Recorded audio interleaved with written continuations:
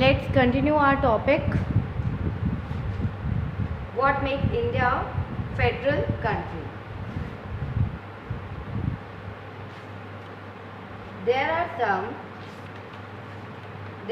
some units of the Indian Union which enjoy very little power. That we have already read. There are some units of the Indian Union which enjoy very little power.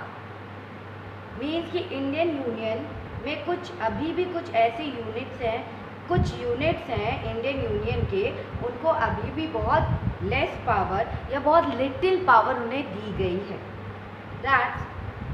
These are areas which are too small to become an independent state, but which could not be merged with any of the existing states.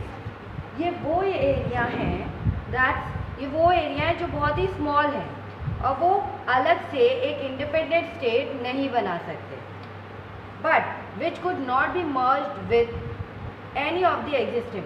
लेकिन वो एक अलग से भी उन्हें independent नहीं बनाया जा सकता इंडिपेंडेंट स्टेट, और उन्हें क्या किया जाता, और विच कुड नॉट बी, उन्हें किसी भी स्टेट में, किसी भी एग्जिस्टिंग स्टेट में भी मर्ज्ड नहीं किया जा सकता.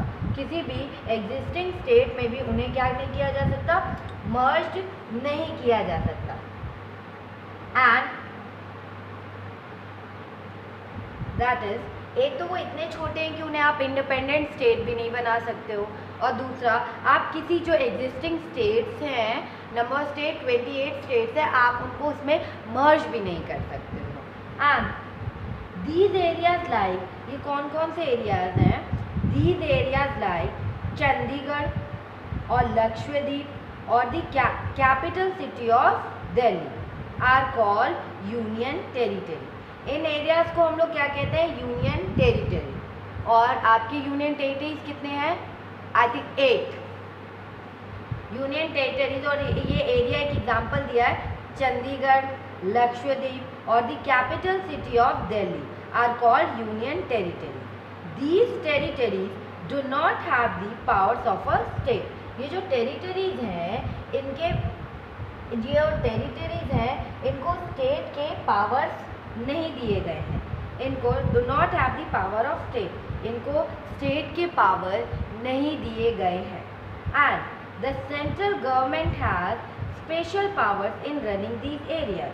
और जो यूनियन टेरिटरीज में सेंट्रल पावर, सेंट्रल जो गवर्नमेंट है, वो सेंट्रल गवर्नमेंट का यहाँ पर क्या होता है, special power. Central government has special power. Central government he in areas को रन करती है, इसीलिए सेंट्रल गवर्नमेंट को भी कुछ स्पेशल पावर्स हैं इन एरियाज को रन करने के लिए, लेकिन स्टेट गवर्नमेंट को पावर नहीं है इन एरियाज को रन करने के लिए. And the sharing of power between the union government and the state government is basic to the structure of the constitution.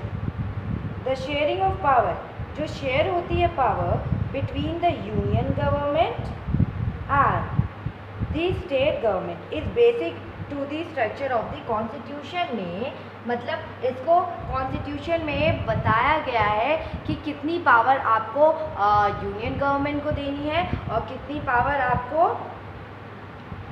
That is state government को देनी है. ये कॉन्स्टिट्यूशन में, ये बेसिक स्ट्रक्चर में कॉन्स्टिट्यूशन के ये डिवीज़न बताया गया है. अगर इसके बाद भी कोई चीज़ इसमें जुड़ती है तो ये सेंट्रल गवर्नमेंट के हाथ में ये पावर रहती है. ये भी कॉन्स्टिट्यूशन में कहा गया. It is not easy to make changes to this power sharing arrangement. ये बहुत ईजी नहीं है कि आप इसमें चेंजेस कर पाओ, पावर शेयरिंग्स में चेंजेस कर पाओ, पावर शेयरिंग के अरेंजमेंट्स में आपस में. And the parliament cannot on its own change this arrangement. और parliament cannot, जो parliament है वो भी इसमें चेंज नहीं कर सकती. अगर पार्लियामेंट चाहे कि अकेले वो इसमें चेंज कर ले तो वो भी इसमें चेंज नहीं कर सकती. And change to it has to be first passed by both the houses of parliament with at least 2/3 majority. अगर आप कुछ भी चेंज करोगे इनके पावर्स में तो आपको क्या करना पड़ेगा? टू फर्स्ट पास, आपको फर्स्ट पास्ड करवाना पड़ेगा बोथ हाउसेस ऑफ पार्लियामेंट से। और कितनी मेजॉरिटी होनी चाहिए? एटलीस्ट 2/3 मेजॉरिटी आपके सपोर्ट में होनी चाहिए। और 2 पार्लियामेंट्स आपके कौन कौन से हैं? That is Lok Sabha and Vidhan Sabha.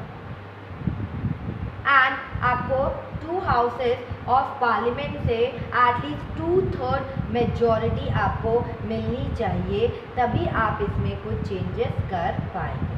Then it has to be ratified by the legislature. Then it has to be ratified by the legislatures of at least half of the total states, of at least half of the total states। और that is कि आपको इसमें क्या करना पड़ेगा? संसद के दोनों मीन्स कि पार्लियामेंट्स के दोनों हाउसेस ऑफ पार्लियामेंट से इसको पास कराना पड़ेगा। एटलीस्ट 2/3 मेजॉरिटी होनी चाहिए। And then it has to be ratified. उसके बाद से लेजिस्लेचर और कम से कम, you can say come half of the, जो आपके टोटल स्टेट्स हैं 28 स्टेट्स हैं, उसका अगर आप हाफ करोगे तो 14 स्टेट्स, एटलीस्ट 14 स्टेट आपके इस सपोर्ट में होने चाहिए। मतलब 14 स्टेट्स के लेजिस्लेचर्स में, विधानसभाओं में इसको पास्ड होना चाहिए। 14 स्टेट्स के विधानसभा में इसको पास्ड होना चाहिए, पास करना चाहिए, तब जाके ये आपके जो चेंजेस हैं वो चेंज हो पाएंगे। देन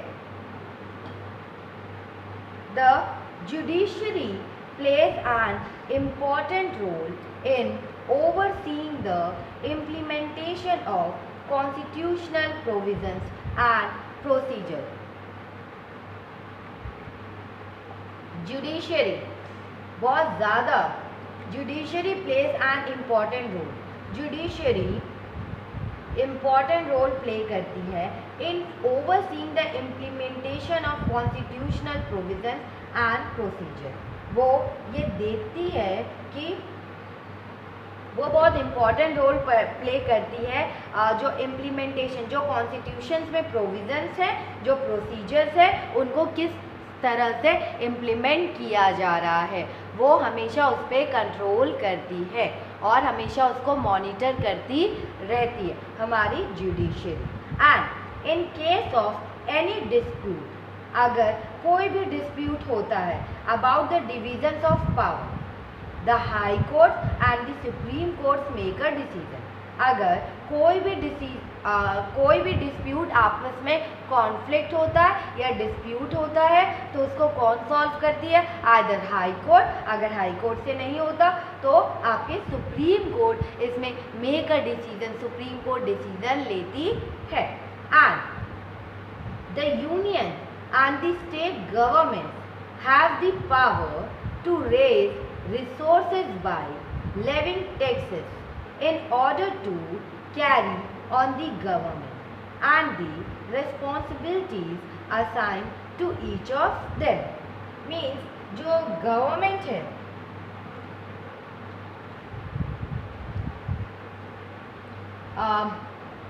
जो सेंट्रल गवर्नमेंट है एंड द स्टेट गवर्नमेंट है have the power to raise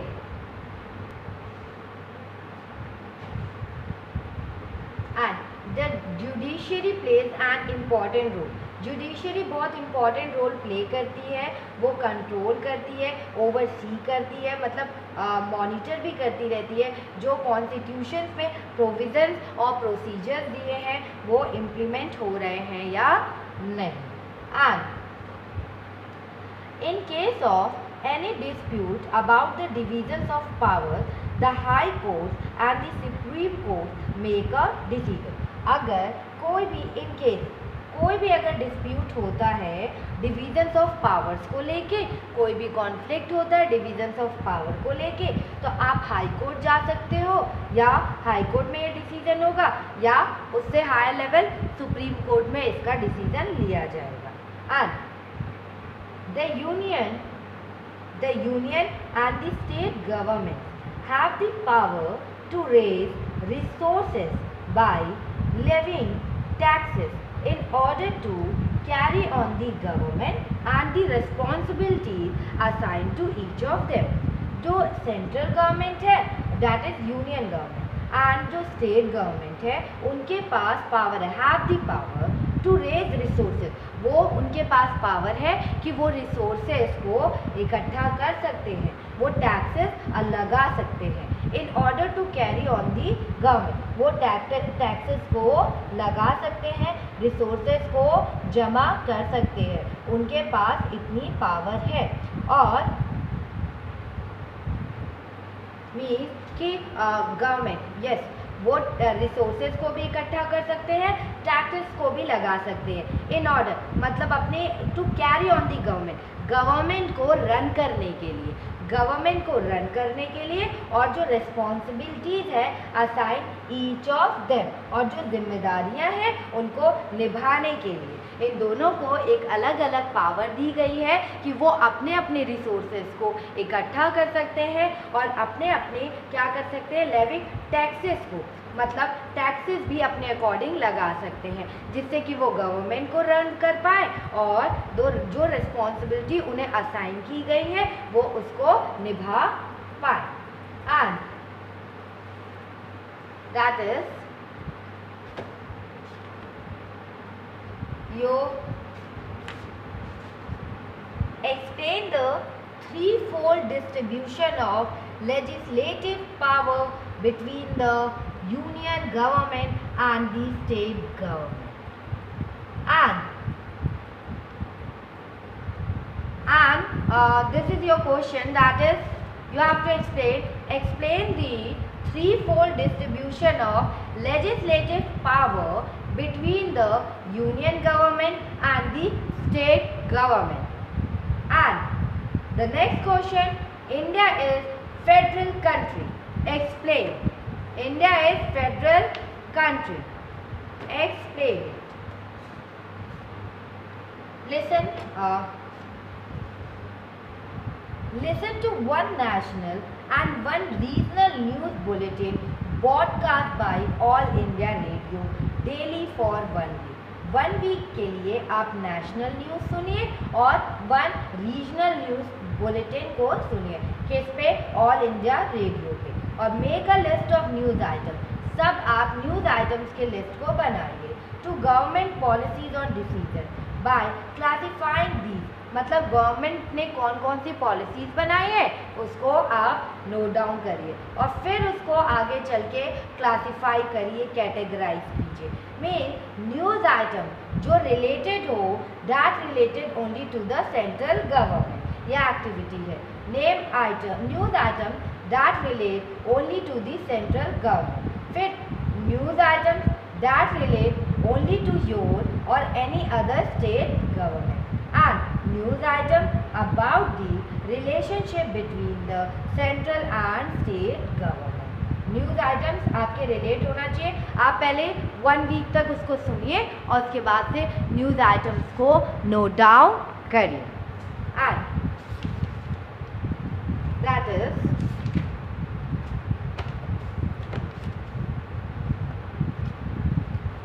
Pokhran, the place where India conducted its nuclear test, lies in Rajasthan. जो पोखरण है वो पोखरण कहाँ है, वेयर इंडिया, पोखरण राजस्थान में है जहाँ पे इंडिया ऑलवेज अपने न्यूक्लियर टेस्ट को करती है। And suppose the government of Rajasthan was oppose to the central government nuclear policy, could it prevent the government of India from conducting the nuclear test? जो पोखरण है जहाँ इंडिया अपना न्यूक्लियर टेस्ट करती है, वो पोखरण कहाँ पड़ता है, राजस्थान स्टेट में। और आप मान लें कि सपोज अगर राजस्थान की गवर्नमेंट है, दैट इज स्टेट गवर्नमेंट, ठीक है। राजस्थान की जो गवर्नमेंट है वो सेंट्रल गवर्नमेंट की न्यूक्लियर पॉलिसी के अगर अगेंस्ट होती तो क्या वो सेंट्रल गवर्नमेंट को न्यूक्लियर टेस्ट करने से रोक सकती थी? अगर मीन्स कि सेंट्रल गवर्नमेंट राजस्थान के पोखरण में न्यूक्लियर टेस्ट करती है, अगर जो राजस्थान गवर्नमेंट है, राजस्थान में स्टेट गवर्नमेंट है, अगर स्टेट गवर्नमेंट ये न्यूक्लियर पॉलिसी के अगेंस्ट होती तो क्या वो सेंट्रल गवर्नमेंट को न्यूक्लियर टेस्ट से रोक सकती थी? And second is suppose the government of Sikkim plans to introduce new textbook in its school। जो गवर्नमेंट ऑफ सिक्किम है उसने प्लान किया इंट्रोड्यूस किया, मतलब उसने प्लानिंग की है कि वो दिस ईयर इंट्रोड्यूस करेगा new text book in its science. Suppose but जो यूनियन गवर्नमेंट है does not like this style, लेकिन यूनियन गवर्नमेंट सेंट्रल गवर्नमेंट को ये स्टाइल पसंद नहीं आया and content of the new text book भी उसे पसंद नहीं आया।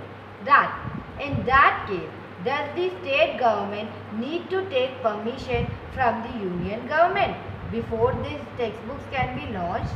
तो क्या इस केस में क्या स्टेट गवर्नमेंट को परमिशन लेनी पड़ेगी यूनियन गवर्नमेंट से before these text books can be launch? ये टेक्स्ट बुक के लॉन्च करने से पहले क्या स्टेट गवर्नमेंट को सेंट्रल गवर्नमेंट से परमिशन लेनी है? It's your homework that suppose the chief minister of Andhra Pradesh, Chhattisgarh and Orissa have different policies on how their state police should respond to the Naxalites। मतलब जो chief minister of Andhra Pradesh है, छत्तीसगढ़ है और जो उड़ीसा है, उनकी सब स्टेट की डिफरेंट पॉलिसीज हैं पुलिस को लेकर, ठीक है, और वो कैसे नक्सलाइट्स को आंसर देते हैं। Can the Prime Minister of India intervene and pass an order that all the Chief Minister will have to obey? क्या प्राइम मिनिस्टर इसमें इंटरफेरेंस कर सकते हैं? क्या वो कोई ऑर्डर ला सकते हैं कि सारे चीफ मिनिस्टर्स को वही उन्हीं की बात माननी पड़ेगी?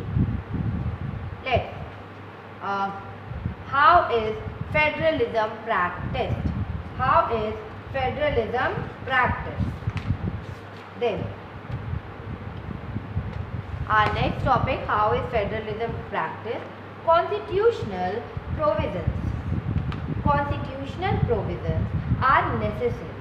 Constitutional provisions are necessary. That how is federalism practice? Constitutional provisions are necessary for the success of federalism, but these are not sufficient.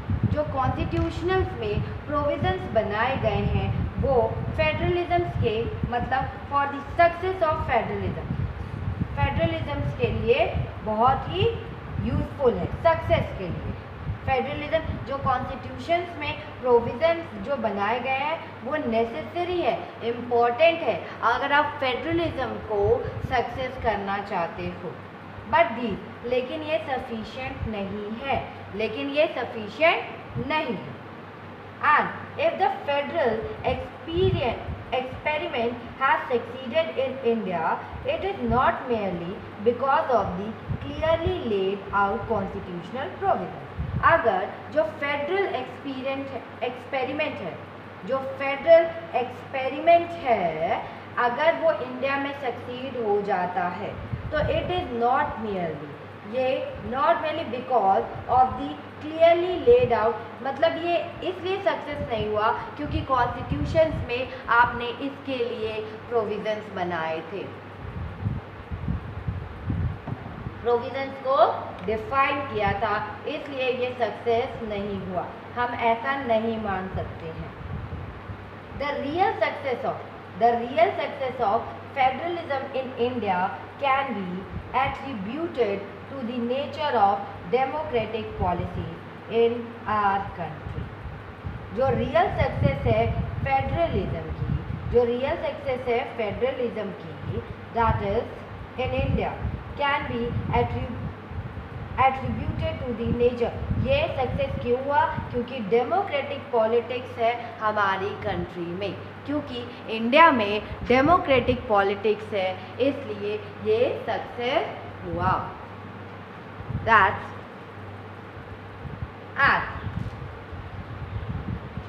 and this ensured that the spirit of federalism, respect for diversity and desire for living together became shared ideals in our country.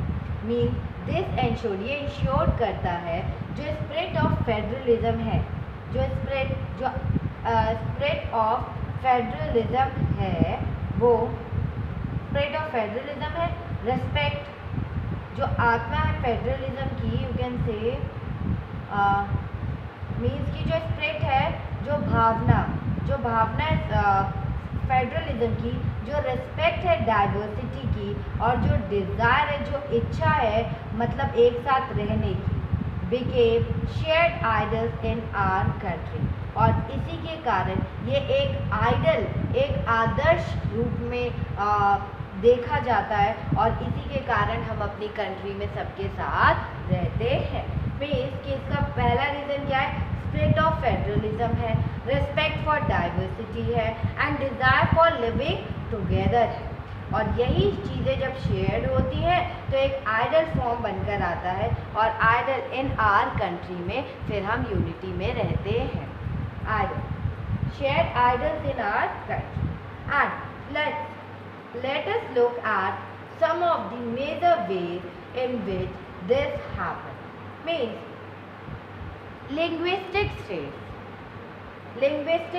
तो first है, मतलब let us look at the some of the कुछ major veg है जिसके कारण India में federalism क्या हुआ? सक्सेस हुआ था. पहला क्या है? Linguistic state. फर्स्ट है linguistic state. The creation of linguistic state was the first and a major test for democratic politics in our country. And you can say, जो the creation है, the linguistic जो states हैं was the first. The creation of linguistic state was the first और for test for the, ये मतलब first था और एक मेजर टेस्ट था डेमोक्रेटिक पॉलिटिक्स के लिए. मीन्स कि लिंग्विस्टिक स्टेट को क्रिएट किया गया, क्रिएट किया गया. तो इसमें क्या था लिंग्विस्टिक स्टेट में कि आपकी अलग अलग लैंग्वेज थी, और मतलब लिंग्विस्टिक स्टेट्स बनाया गया. फर्स्ट टाइम और फर्स्ट टेस्ट लिया गया था डेमोक्रेटिक पॉलिटिक्स में हमारी कंट्री में. जब हम लिंग्विस्टिक स्टेट्स को बना रहे थे तो फर्स्ट टेस्ट लिया गया था हमारी कंट्री में, that is a major test politics in our country. And means कि आप कह सकते हो कि लैंग्वेज के अकॉर्डिंग स्टेट्स को डिवाइड करना. एंड लैंग्वेज के अकॉर्डिंग स्टेट्स को क्या करना? डिवाइड करना. If you look at the political map of India when it began its journey as the democracy in 1947 and that of 2013, you will be surprised by the extent of the changes. अगर आप political map of India को देखोगे जब उसने अपनी journey start की थी, that is democracy की जो उसकी जर्नी थी 1947 से और 2013 तक अगर आप देखते हो तो कितने मतलब तुम्हें आश्चर्य होगा कि कितने एक्सटेंट तक चेंजेस आए हैं. आपको आश्चर्य होगा कि कितने एक्सटेंट तक चेंजेस हो गए हैं या आए हैं. And many old states have vanished. Many old state जो थे हैव वैनिश्ड हो गए, कुछ ओल्ड स्टेट बिल्कुल गायब हो गए, and many new states have been created, और कुछ नए स्टेट क्रिएट हुए, एंड कुछ नए स्टेट्स क्या हुए, क्रिएट हुए, and areas, boundaries and names of the states have been changed. जब कुछ नए स्टेट्स क्रिएट हुए और जो पुराने स्टेट वो वैनिश्ड हो गए, तो दैट इज कुछ एरियाज, बाउंड्रीज और names of the state have been change, और नेम्स ऑफ द स्टेट्स क्या हुआ, उनको चेंज कर किया गया। देन और इन 1947 the boundaries of several old states of India were changed in order to create new states। 1947 की अगर हम बात करें तो क्या हुआ था,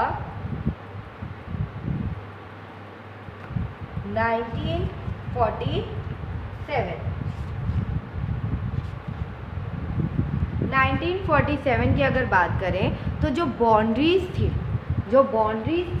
सेवरल ओल्ड स्टेट्स की ऑफ इंडिया, जो बाउंड्रीज है several old states of India की, were change in order to create new states. ठीक है, जो ओल्ड स्टेट्स की बाउंड्री थी इंडिया की, उनको चेंज किया गया, इस ऑर्डर में चेंज किया गया, और उसके बाद वहाँ पे क्या हुआ, न्यू स्टेट्स को बना दिया गया, न्यू स्टेट्स को क्रिएट किया गया।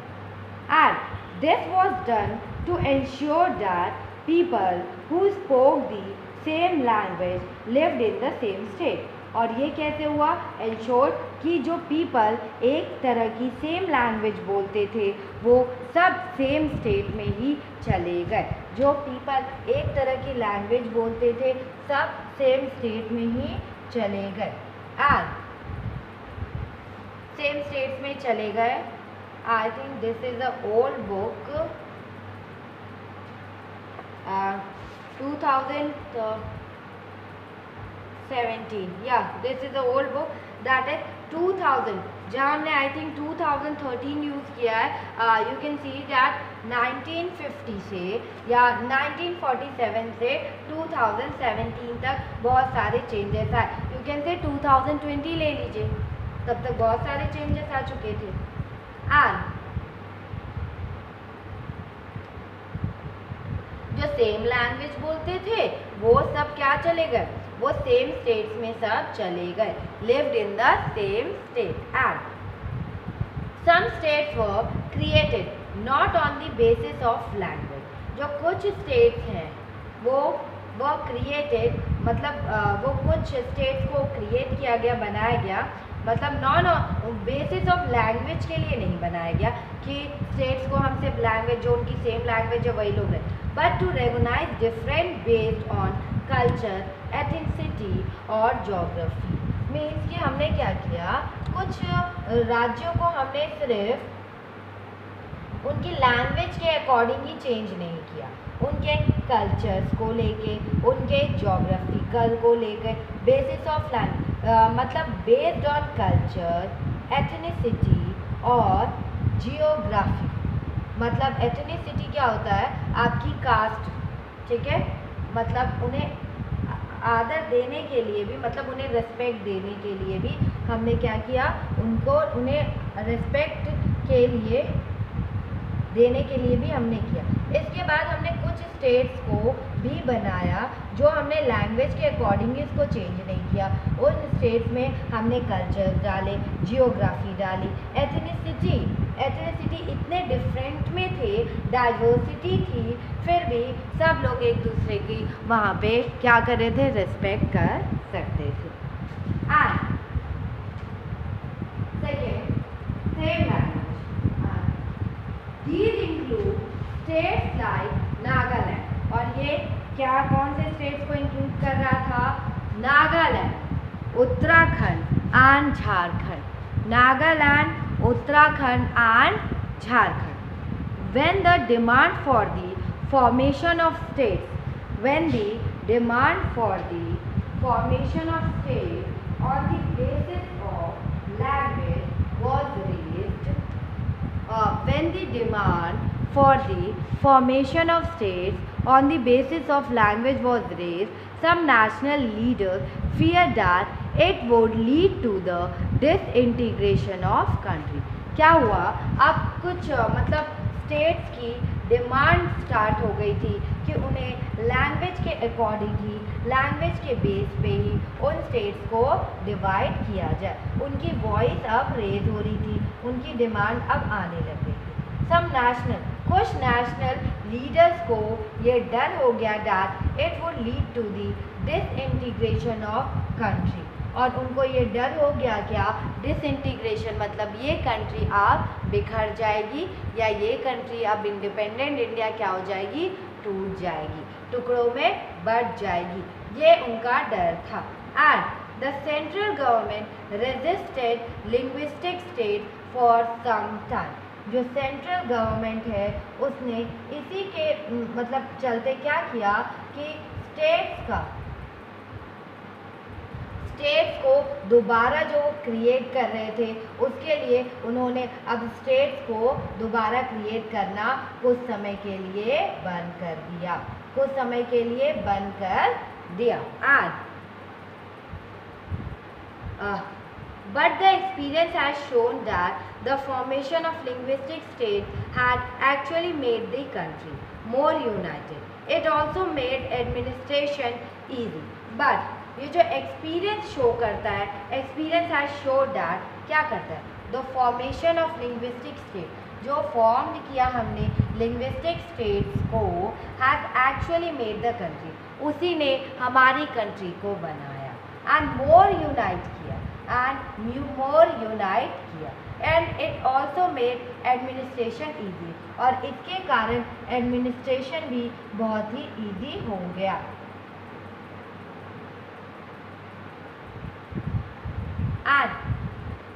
क्या ईजी हो गया, दैट इज हमारा एडमिनिस्ट्रेशन भी बहुत ही आसान हो गया। And next topic is that is language policy. Language policy, a second test for Indian federation is the language policy. जो हमारा सेकेंड टेस्ट था इंडियन फेडरेशन का वो क्या था, लैंग्वेज पॉलिसी थी। वो क्या थी, language policy. And our constitution did not give the status of national language to any one language. जो हमारी कॉन्स्टिट्यूशन है उसने किसी भी लैंग्वेज को स्टेटस नहीं दिया है नेशनल लैंग्वेज के टू एनी वन लैंग्वेज। उसने किसी भी लैंग्वेज को मतलब नेशनल लैंग्वेज का दर्जा नहीं दिया या स्टेटस नहीं दिया है किसी भी लैंग्वेज को हमारे कॉन्स्टिट्यूशन ने। And Hindi was identified as the official language. देखो, नेशनल लैंग्वेज के रूप में हमारे इंडिया ने किसी भी लैंग्वेज को कोई स्टेटस नहीं दिया है, लेकिन कोई भी स्टेटस मतलब राष्ट्र नेशनल लैंग्वेज नहीं दिया है, किसी भी लैंग्वेज को नेशनल लैंग्वेज नहीं कहा है ऑफिशियल। लेकिन हमारे जो हिंदी है, Hindi was identified as the official language. Hindi क्या है, हिंदी को हम आइडेंटिफाई करते हैं किसमें, एक ऑफिशियल लैंग्वेज में। किस में आइडेंटिफाई करते हैं, एक ऑफिशियल लैंग्वेज में हम हिंदी को आइडेंटिफाई करते हैं। और हमारे इंडिया ने मतलब किसी भी लैंग्वेज को नेशनल लैंग्वेज का स्टेटस नहीं दिया है। And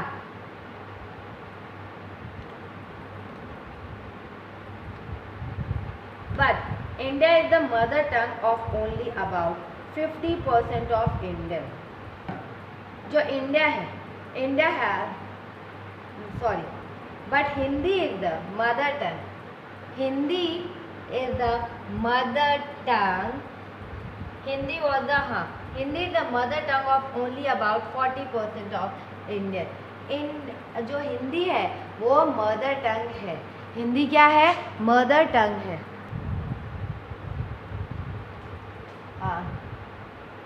India is the mother tongue of only about 40% of the India की लैंग्वेज क्या है, उनकी मदर टंग में वो अपनी बातों को करते हैं। एंड 40% है that therefore there were many safeguards to protect other languages। इसीलिए बहुत सारे सेफगार्ड्स को बनाए गए हैं कि वो प्रोटेक्ट कर सके other languages. Beside Hindi, beside अगर Hindi, there are 21 other languages recognized as scheduled language by the constitution, by the constitution। Constitution में हिंदी के अलावा 21 और लैंग्वेजेस हैं जिनको हम शेड्यूल लैंग्वेजेस का दर्जा दिया गया है। मतलब कि हमारे हिंदी के अलावा 21 लैंग्वेज है रेगोनाइज किया गया है, schedule language by the constitution ने इसको रेगोनाइज किया है। And a candidate is an examination conducted for the central government positions may opt to take the examination in any of these languages। में इसकी क्या किया गया कि जो कैंडिडेट है, candidate is an examination conducted for the, जो central government जो सेंट्रल गवर्नमेंट के एग्ज़ाम्स हैं उसमें जो कैंडिडेट है जो एग्ज़ामिनेशन देगा, वो जो कैंडिडेट है एग्ज़ामिनेशन कंडक्ट किया जाता है कैंडिडेट्स के लिए सेंट्रल गवर्नमेंट की पोजीशन में opt to take the examination in any of these language.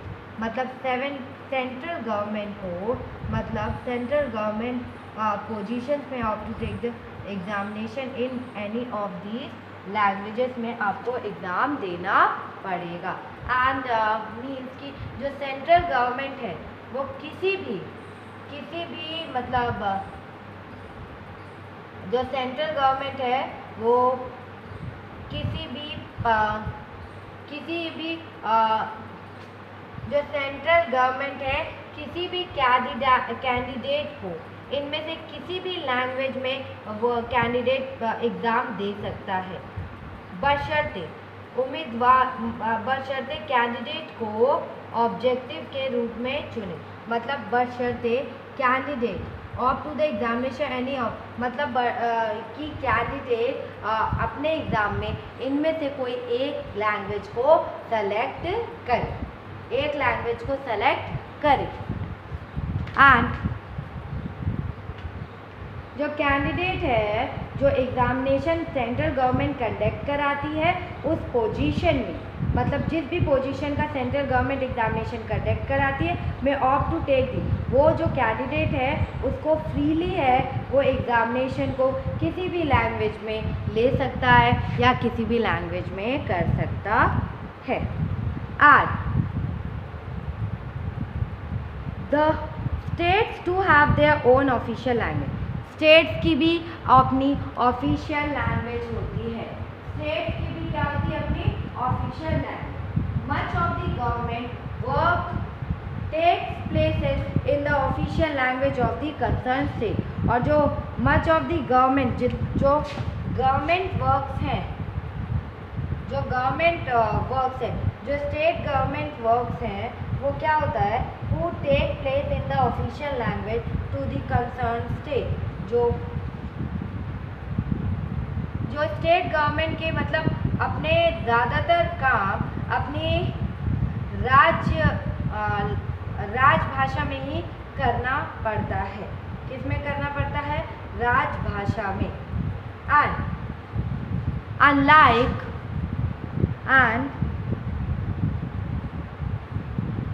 unlike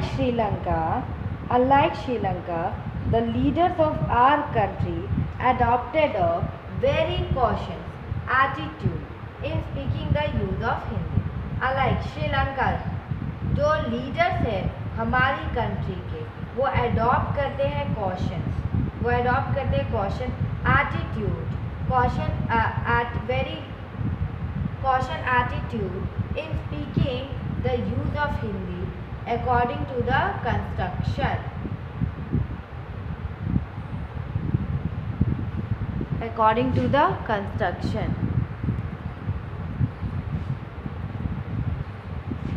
Sri Lanka के जस्ट ऑपोजिट अगर बात करें तो क्या हुआ, जो हमारी कंट्री के लीडर्स हैं वो हिंदी लैंग्वेज को यूज़ करने पर मतलब उसके लिए वो क्या क्या बढ़ावा देते हैं और बहुत मतलब बढ़ावा देने के मामले में बहुत सावधानी भरा मतलब जो श्रीलंका है the leaders of our country adopted, हमारे जो लीडर्स हैं हमारी कंट्री के जो लीडर्स हैं वो बहुत प्रिकॉशन मतलब वेरी कॉशन लेते attitude in spreading the use of Hindi, मतलब जो हमारे लीडर्स हैं वो कौन सी लैंग्वेज को स्प्रेड कर रहे हैं, हिंदी लैंग्वेज को स्प्रेड कर रहे हैं और इसके लिए उन्हें क्या लेना चाहिए, ज़्यादातर प्रिकॉशंस लेने चाहिए, ज़्यादातर प्रिकॉशंस लेने चाहिए। And according to the constitution, अगर हम कॉन्स्टिट्यूशन की बात करें the use of English for official purposes was to stop in 1965, मतलब जो यूज़ ऑफ इंग्लिश है, जो ऑफिशियल पर्पसेस के लिए हम इंग्लिश यूज़ करते थे वो कब स्टॉप किया गया था, 1965 में। वो कब स्टॉप किया गया, 1965। However, many Hindi speaking states demanded that the use of English continue, but जो नॉन हिंदी स्पीकिंग स्टेट्स थे, जो हिंदी नहीं बोलते थे, उन स्टेट्स ने डिमांड करना स्टार्ट कर दिया, demanded the use of English continue, उन्होंने डिमांड करना स्टार्ट कर दिया। देन तमिलनाडु दिस इमरजेंस, उन्होंने हाउ मैनी जो नॉन हिंदी स्पीकिंग स्टेट्स है उन्होंने इंग्लिश लैंग्वेज को कहा कि उसे कंटिन्यू रहने दिए जी। और जो तमिलनाडु है the movement took a violent form, Tamil Nadu में जो मूवमेंट है उसमें एक वॉयलेंट सा फॉर्म आ गया था, लड़ाई झगड़ों वाला।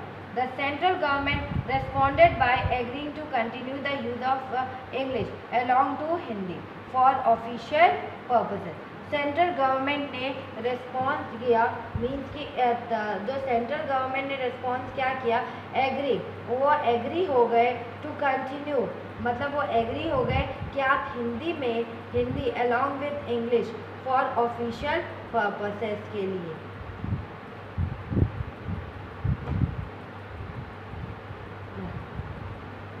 सेंट्रल गवर्नमेंट ने रिस्पॉन्ड किया by agree, central government agree हो गई कि हाँ हम इंग्लिश को कंटिन्यू करेंगे लेकिन साथ में हिंदी भी रहेगा ऑफिशियल पर्पसेस के लिए।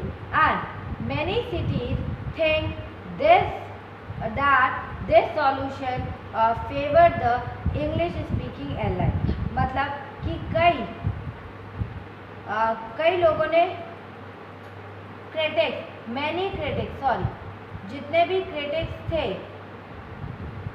उन्होंने क्या किया, the critics saying that this solution favour the English speaking elite, मतलब कुछ क्रिटिक्स ने कहा कि ये जो सॉल्यूशन इन लोगों ने लिया है ये सिर्फ इंग्लिश स्पीकिंग लोगों की हेल्प करेगा। ये किसकी हेल्प करेगा, इन्होंने जो सॉल्यूशन लिया है वो इंग्लिश स्पीकिंग पीपल के सपोर्ट में लिया है, उनके फेवर में इसका सॉल्यूशन इन लोगों ने लिया है। And then promotion of Hindi continues to be a official matter of the country of the India. Promotion of Hindi continues, और जो हिंदी की प्रमोशन है वो कंटिन्यू थी to be the official policy of the government of India, मतलब हिंदी को भी government क्या कर रही थी, बढ़ावा दे रही थी। मीन्स की क्या कर रही थी गवर्नमेंट, जो हिंदी को आगे बढ़ने के लिए गवर्नमेंट सरकार ने कुछ पॉलिसीज बनाई थी, दैट इज जो प्रमोशन ऑफ हिंदी की लैंग्वेज है वो कंटिन्यूस थी official policy of the government of India में, और उस जो पॉलिसी है उसमें इसको क्या किया गया था, कंटिन्यू किया गया। And promotion does not mean that the central government can impose Hindi on state where people speak a different language. Means कि प्रमोशन मतलब ये नहीं था, प्रमोशन मतलब ये नहीं था कि सेंट्रल गवर्नमेंट हिंदी को इम्पोज कर दे, सेंट्रल गवर्नमेंट हिंदी को अपोज कर दे, इम्पोज कर दे, सेंट्रल गवर्नमेंट ज़बरदस्ती किसी पे इम्पोज कर दे हिंदी को स्टेट जहाँ पे लोग डिफरेंट लैंग्वेज बोलते हैं, हिंदी और इंग्लिश के अलावा वो लोग डिफरेंट लैंग्वेज बोलते हैं। The flexibility shown by the Indian political leaders, जो ये फ्लेक्सिबिलिटी है ये शो करती है इंडियन पॉलिटिकल लीडर्स को, help our country avoid the kind of situation that Sri Lanka finds himself in। जो फ्लेक्सिबल शो मतलब the flexible shown by the flexibility है हमारे इंडियन पॉलिटिक्स लीडर्स में, और ये लोग हेल्प कर रहे थे हमारी कंट्री को टू अवॉइड द सिचुएशन, मतलब श्रीलंका में जो सिचुएशन सिहाला वाली थी, सिहाला की जो श्रीलंका में सिचुएशन थी तमिलियंस और सिहाला की, तो ये सिचुएशन को हमारे जो इंडियन पॉलिटिकल लीडर्स हैं उसको क्या कर रहे थे, अवॉइड कर रहे थे, उसको क्या करने लग गए वो लोग, अवॉइड करने लग गए। एंड दैट इज उसको वो लोग अवॉइड करने लग गए। Centre state relation, centre state relation हमने दो पढ़ा, that is how is federalism practice. Let's revise these 2 points that constitutional provisions are necessary for the success of federalism but these are not sufficient. The real success of federalism in India can be attributed to the nature of democracy politics in our country. ठीक है, and linguistic, first हमने linguistic पढ़ा था, the creation of linguistic states, the creation of linguistic state was the first and a major test for democratic politics in our country, democratic politics in our country. And ये एक test लिया जा रहा था democratic country में कि linguistic states को अगर हम डिवाइड करते हैं तो ये इसका क्या इफेक्ट पड़ेगा। And many old states have vanished and many new states have been created. कई ओल्ड स्टेट्स थे उनको वैनिश कर दिया गया था और उनके प्लेस पे न्यू स्टेट्स को क्रिएट किया गया। इन 1947 the boundaries of several old states of India were changed in order to create new states, and this was done to ensure that people who spoke the same language lived in the same state. When the demand for the formation of the state on the basis of language was raised, तो some national leaders feared that it would lead to हमारी country को वो तोड़ देगा, break कर देगा। That is linguistic state, and after that language policy। The second test for Indian Federation is the language policy। जो second test है Indian Federation का वो क्या है, language policy है। And our constitution did not give the states of national language। यहाँ हमारे constitution ने हमें कोई नेशनल लैंग्वेज नहीं प्रोवाइड की गई है to any one language. And India को हमने क्या ऑफिशियल लैंग्वेज में फाउंड कर दिया इस 23 India was identify as the official language. India को ऑफिशियल लैंग्वेज में आइडेंटिफाई कर दिया। And according to the constitution the use of English for the official purpose, जो इंग्लिश का आप यूज़ करते थे फॉर द ऑफिशियल पर्पस 1965 में उसको क्या किया गया, बंद कर दिया गया। क्या किया गया? बंद कर दिया गया। और जो central government responded by agreeing to continue the use of English, और उसके बाद फिर से सेंट्रल गवर्नमेंट ने कहा कि ठीक है, आप इंग्लिश यूज कर सकते हो विथ हिंदी, और with Hindi for official purposes only. And promotion does not mean that the central government can impose Hindus or state, Hindi or state where people speak are different. Promotion does not, promotion का meaning ये नहीं था कि central government सब पे impose कर दे हिंदी, क्योंकि हमारे इंडिया में लिंग्विस्टिक लैंग्वेज से मतलब कि अलग अलग लैंग्वेज है जिन्हें हिंदी भी नहीं आता, जिन्हें इंग्लिश भी नहीं आता। और our next topic is center-state relations. Center-state relations. Our next topic is central-state relations. And in this, that central-state relation, center-state के बीच में किस टाइप का relation है? That is restructuring the center-state relation is one more way in which federalism has been strengthened on practice. अगर आप restructure करोगे central state के relation को, ये वन मोर वे इन विच, इसमें क्या है? फेडरलिज्म हैज बीन स्ट्रेंथेड, मतलब फेडरलिज्म में बहुत पावर आ जाएगी, बहुत मजबूत हो जाएगा। अगर हम सेंट्रल और स्टेट गवर्नमेंट में लगातार जो चेंजेस आ रहे हैं, या ये चीज़ हमें बताता है कि जो लगातार चेंजेस हमारे रीस्ट्रक्चरिंग, जब हम रीस्ट्रक्चरिंग करते हैं तो सेंट्रल और स्टेट गवर्नमेंट के बीच में जो भी चेंजेस आ रहे हैं, तो दैट इज ये हमारे फेडरलिज्म को क्या करता है? स्ट्रॉन्ग करता है। यह हमारे फेडरलिज्म को क्या करता है? स्ट्रॉन्ग करता है।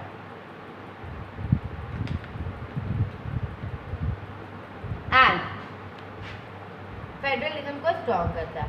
How the constitutional arrangement for sharing power work in reality depend to a large extent on how the ruling parties and leaders follow these arrangement. Means कि हाउ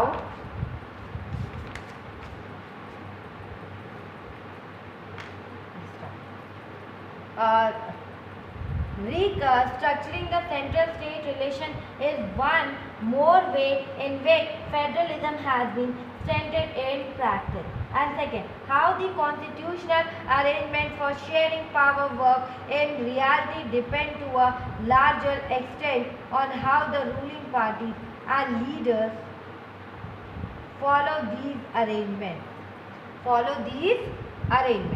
क्या हुआ कि जो हमारा कॉन्स्टिट्यूशनल अरेंजमेंट है, जिसमें हमने शेयरिंग पावर वर्क रीड किया, शेयरिंग पावर वर्क है इन रियलिटी में अगर इसको देखें तो depends to a larger extent on how the ruling party and leaders follow these arrangement. अगर हम इसे एक्चुअल में देखें तो ये इस बात पर डिपेंड करता है कि हमारे लीडर्स कौन हैं, ये इस बात पे डिपेंड करता है कि हमारे ruling party and leaders follow these arrangement में। ये जो हमारे कॉन्स्टिट्यूशन सिस्टम में, मतलब कॉन्स्टिट्यूशन कैसा रूप लेगी, ये ज़्यादातर इस बात पर निर्भर करता है कि जो how the constitutional arrangement for sharing power work in reality, जो कॉन्स्टिट्यूशनल अरेंजमेंट्स है, जो कॉन्स्टिट्यूशंस में प्रोविजंस बनाए गए हैं, तो इसमें क्या है कि मतलब ये कैसे फॉर शेयरिंग पावर वर्क, ये अपने मतलब कैसे अरेंज करेगी, कैसे शेयरिंग अपने वर्क को शेयरिंग पावर वर्क को इन रियलिटी में कैसे चेंज करेगी।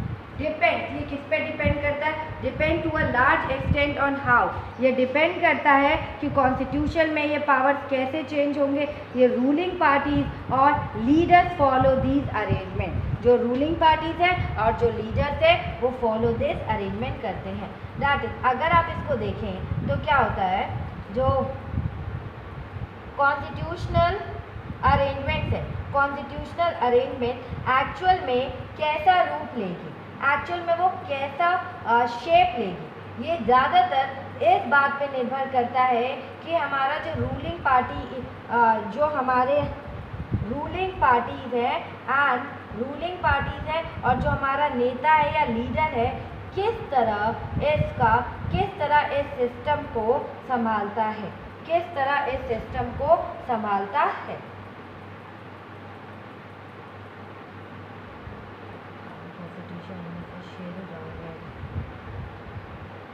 ठीक है, किस तरह संभालता है। And after that for a long time the same party rule both at the centre and in most of the state. मतलब लॉन्ग टाइम क्या होता था कि जो स्टेट है, मतलब जो सेंट्रल गवर्नमेंट, जो सेंट्रल में जिनकी गवर्नमेंट है, उन्हीं की government most of the states में होती थी। मीन्स कि द सेम पार्टी, जो सेम पार्टी है वो रूल करती है बोथ सेंटर पे भी स्टेट पे भी। ठीक है, and this mean that the state government did not exercise their right at autonomous federal unit, autonomous federal unit. And क्या हुआ, sorry, this mean that the state government did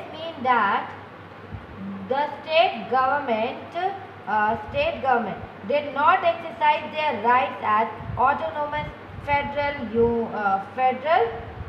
unit। इसका मतलब यह था कि जो स्टेट गवर्नमेंट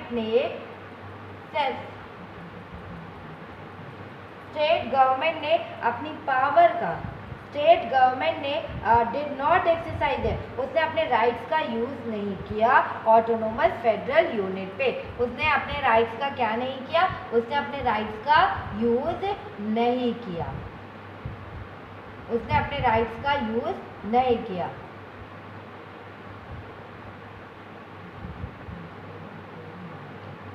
एंड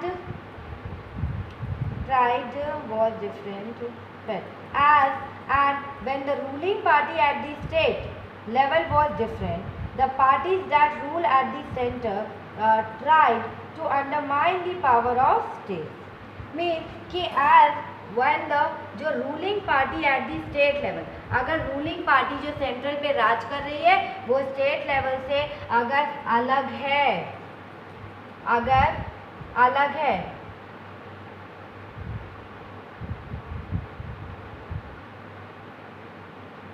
तो अलग है तो the parties that rule at the central try to undermine the powers of the state.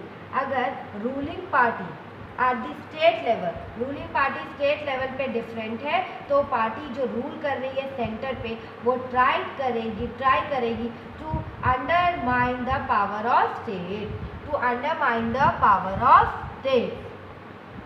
And मतलब अंडरमाइन करेगी, अनदेखी करने की कोशिश करेगी। क्या करेगी, अनदेखी करने की कोशिश करेगी सेंट्रल गवर्नमेंट स्टेट्स के पावर्स को। And in those days the central government would often misuse the constitution to dismiss the state government that were controlled by the rival party. क्या होता था उस टाइम, इन दोज डेज उन दिनों क्या होता था, जो सेंट्रल गवर्नमेंट है वो क्या करती थी, central government would often misuse the constitution, वो हमेशा मिसयूज करती थी किसका, मतलब अक्सर मिसयूज करती थी कॉन्स्टिट्यूशन का, एंड मिसयूज करती थी कॉन्स्टिट्यूशन का और डिसमिस करती थी स्टेट गवर्नमेंट की असेंबलीज को, स्टेट गवर्नमेंट की मतलब गवर्नमेंट को क्या करती थी, डिसमिस कर देती थी। That were control by rival party, और ये क्या होता था, that were control by rival party. And this undermine the spirit of federalism, this undermine the spirit of federalism. जो सेंट्रल गवर्नमेंट में जिनकी गवर्नमेंट हुआ करती थी वो अक्सर क्या करते थे, मिसयूज़ करते थे कॉन्स्टिट्यूशन की पावर को। मिसयूज करते थे, किसकी पावर को, कॉन्स्टिट्यूशन की पावर को वो मिसयूज करते थे। और जो स्टेट गवर्नमेंट में जिसकी गवर्नमेंट थी उनको परेशान करने के लिए वो कॉन्स्टिट्यूशन की पावर का मिसयूज करते थे। मतलब अगर वो लोग अपने, क्योंकि जो स्टेट गवर्नमेंट में गवर्नमेंट होती थी वो उनके अपोजिट ऑपोजिशन पार्टी होती थी, you can say rival party होती थी, तो इसीलिए वो उसका मिसयूज़ करते थे। और यही जो मिसयूज़ के कारण क्या हो रहा था, जो हम फेडरलिज्म को अंडरमाइन कर रहे थे, फेडरलिज्म को क्या कर रहे थे, अंडरमाइन कर रहे थे, ठीक है। The spirit of this undermine the spirit of federalism, इसमें हम उस फेडरलिज्म की कोई बात मतलब मान ही नहीं रहे थे कि हम कॉन्स्टिट्यूशन की भी बात नहीं मान रहे थे। राइवल पार्टी को रेगुलर हम परेशान कर रहे थे। And all this change significantly after 1990, ये सारी चीज़ें कब चेंज हुई, आफ्टर 1990s में ये सारी चीज़ें चेंज हो गई। This period saw the rise of regional political party, ये जो पीरियड था इसमें क्या था, the period saw the rise of regional political parties in many states in the country. इस पीरियड में क्या हुआ, regional political party, many states में रीजनल पॉलिटिकल पार्टीज का उदय हुआ, ठीक है। And this was also the beginning of the era of coalition government. Coalition की गवर्नमेंट, आपने कोलिशन के बारे में 9th में भी पढ़ा। और जब हमारा राइज हुआ रीजनल पार्टी का, तो कौन सा एरा स्टार्ट हो गया था, कोलिशन पार्टी। कोलिशन पार्टी में क्या होता है, अगर किसी भी पार्टी को बहुमत नहीं मिलता है, मेजॉरिटी नहीं मिलती, तो वो दूसरी पार्टी को अपने साथ मिलाकर मेजॉरिटी ले लेती है। या यू कैन से कि जब बीजेपी की गवर्नमेंट थी, मतलब चुनाव लड़ रही थी, इलेक्शन, तो क्या हुआ था, बीएसपी और सपा एसपी दोनों एक हो गए थे, that is coalition government at the centre. And since no single party got the clear majority in the Lok Sabha, मतलब कोलिशन गवर्नमेंट, ये एक ऐसा एरा चला जो कोलिशन गवर्नमेंट, सेंट्रल में भी कोलिशन गवर्नमेंट की केंद्र में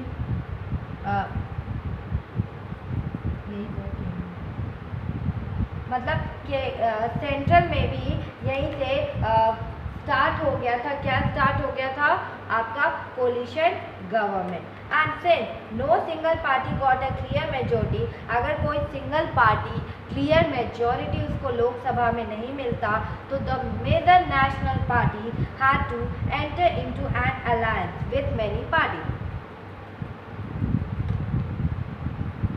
including several regional parties to form a government at the centre.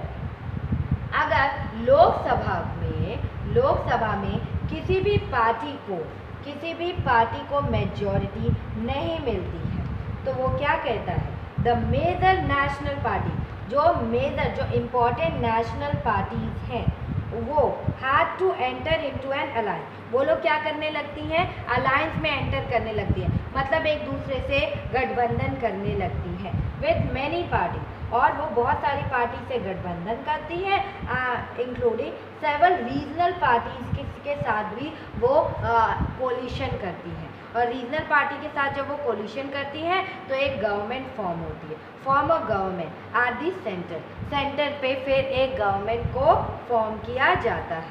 And this led to a new culture of power sharing and respect for the autonomy of state government. और एक यहाँ से एक नए culture की शुरुआत होती है, यो कि आप कह सकते हो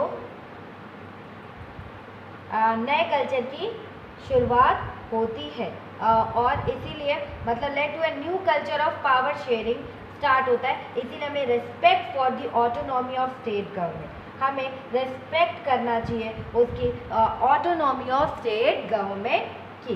and this trend was supported by a major judgment of the Supreme Court that made it difficult for the central government to dismiss state government in an arbitrary manner। और तब क्या हुआ कि this trend was, इस trend को, ये new culture को, जो पावर शेयरिंग का न्यू कल्चर था, रेस्पेक्ट कर रहा था। पावर शेयरिंग का न्यू कल्चर आया और रेस्पेक्ट फॉर दी ऑटोनॉमी और स्टेट गवर्नमेंट की ऑटोनॉमी को भी रेस्पेक्ट करनी चाहिए, मतलब रेस्पेक्ट होने लगे, ठीक है। और इसके कारण सुप्रीम कोर्ट के, और इसमें द ट्रेंड वॉज सपोर्टेड, इसमें इस ट्रेंड को किसने सपोर्ट किया था? कोलिशन को। मेजर जजमेंट, इंपॉर्टेंट जजमेंट आया था supreme court, that made it difficult for the central government to dismiss state government in arbitrary manner. मतलब सुप्रीम कोर्ट का ये मेजर जजमेंट आया था और डिफ़िकल्टी किसे फेस करनी पड़ी थी? सेंट्रल गवर्नमेंट को। डिफ़िकल्टी किसे? इस फैसले के कारण, मतलब क्या हुआ, सबसे बड़ा फैसला किसने लिया? सुप्रीम कोर्ट ने लिया। और इस फैसले के कारण क्या हुआ, जो स्टेट गवर्नमेंट को हमेशा सेंट्रल गवर्नमेंट डिस्टर्ब करती रहती थी, डिसमिस करती रहती थी, अब क्या होगा, ये सब कंट्रोल में आ गया, ये सब क्या होगा, बंद होगा। एंड ये स्टेट गवर्नमेंट, मतलब वो क्या करेगी, अब बंद करेगी डिसमिस आर्बिट्री मैनर में। मतलब जजमेंट में सपोर्ट किया और स्टेट गवर्नमेंट को सुप्रीम कोर्ट ने सपोर्ट किया और सेंट्रल गवर्नमेंट को कहा कि आज के बाद आप कोई भी मनमाने ढंग से किसी की भी मतलब असेंबली को भंग नहीं कर सकते हैं।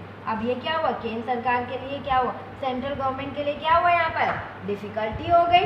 पहले तो वो क्या करती थी, स्टेट गवर्नमेंट को परेशान करती थी, उसका अपनी पावर का मिसयूज़ करती थी और डिसमिस कर देती थी स्टेट गवर्नमेंट, दैट कंट्रोल, जो राइवल पार्टीज उनको कंट्रोल करके रखती थी। And after that thus federal power sharing is more effective today.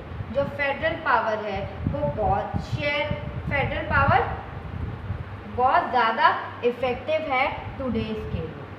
Then it was in the early year after the constitution came into force. मतलब जो federal power है वो अभी इफेक्टिव है बहुत, टुडेज के लिए बहुत ज़्यादा ही इफेक्टिव है। और you can say it was in the early year after the constitution came into force. और आज जो फेडरलिज्म है, जो फेडरल पावर शेयरिंग है, जो फेडरल पावर शेयरिंग है वो कॉन्स्टिट्यूशन होने के तुरंत बाद अभी बहुत इफेक्टिव है फेडरलिज्म, ठीक है। कॉन्स्टिट्यूशन के तुरंत बाद ये इतना फेडरलिज्म इफेक्टिव नहीं था। टुडे फेडरलिज्म बहुत ही ज़्यादा इफेक्टिव है, पहले ये फेडरलिज्म क्या नहीं था, इफेक्टिव नहीं था। एंड इफेक्टिव नहीं था। Linguistic diversity of India. Linguistic diversity of India. Our next topic, or you can say this is a story or something. Look at this picture. What this picture show, that is the parents of the state plead for more power.